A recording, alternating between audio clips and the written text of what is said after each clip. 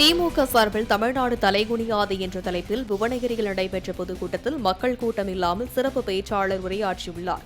கடலூர் மாவட்டம் கீரப்பாளையம் பேருந்து நிறுத்தம் அருகே தமிழ்நாடு தலைகுனியாது என்ற தலைப்பில் திமுக பொதுக்கூட்டம் நடைபெற்றது. இதில் சிறப்பு பேச்சாளராக முன்னாள் அமைச்சர் மதுரை பொன் முத்துராமலிங்கம் பங்கேற்று பேசினார். அப்போது பொதுக்கூட்டம் தொடங்கிய சிறிது நேரத்திலேயே பல்வேறு கிராமங்களில் இருந்து அழைத்து வரப்பட்டவர்கள் சென்றுவிட்டதால் பொதுக்கூட்டம் மக்கள் இன்றி வெறிச்சோடியது.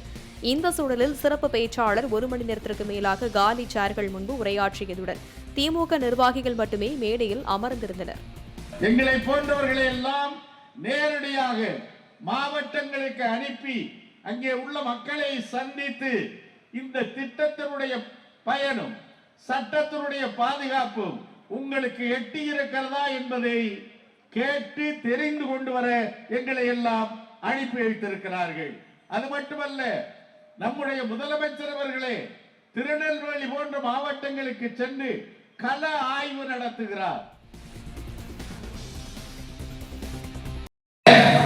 நிதியாக 2000 ரூபாய் 5000 ரூபாயை வங்கிக்கு அனுப்பிவிட்டு அறிவிப்பு வருகிறது.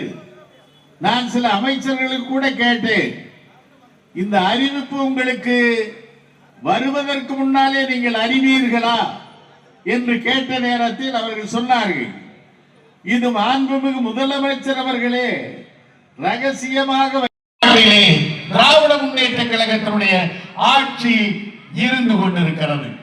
இதை கண்டு பொறாமைப்பட்டுத்தான் இன்றைக்கு இந்த ஆட்சியினுடைய திட்டங்களை பார்த்து பொறாமை கொண்டுதான் எப்படியாவது இந்த ஆட்சியை வருகின்ற தேர்தலில் நாம் இந்த ஆட்சியை இல்லாது எங்களை போன்றவர்களை எல்லாம் நேரடியாக மாவட்டங்களுக்கு அனுப்பி அங்கே உள்ள மக்களை சந்தித்து இந்த திட்டத்தினுடைய பயனும் சட்டத்தினுடைய பாதுகாப்பும் உங்களுக்கு எட்டி இருக்கிறதா என்பதை கேட்டு தெரிந்து கொண்டு வர எங்களை எல்லாம் அனுப்பி வைத்திருக்கிறார்கள்.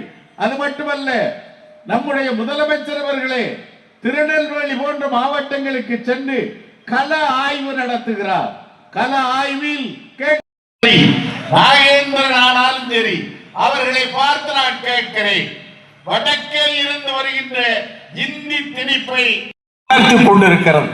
அப்படிப்பட்ட தமிழ் சமுதாயத்தை இன்றைக்கு இரண்டாந்தர குடிமக்களாக ஆக்கிட வேண்டும் என்ற முயற்சியிலே அவர்கள் ஈடுபடுவார்களேயானால் நிச்சயமாக அவர்கள் தோல்வி சொல்லிக் கொண்டிருக்கிறது.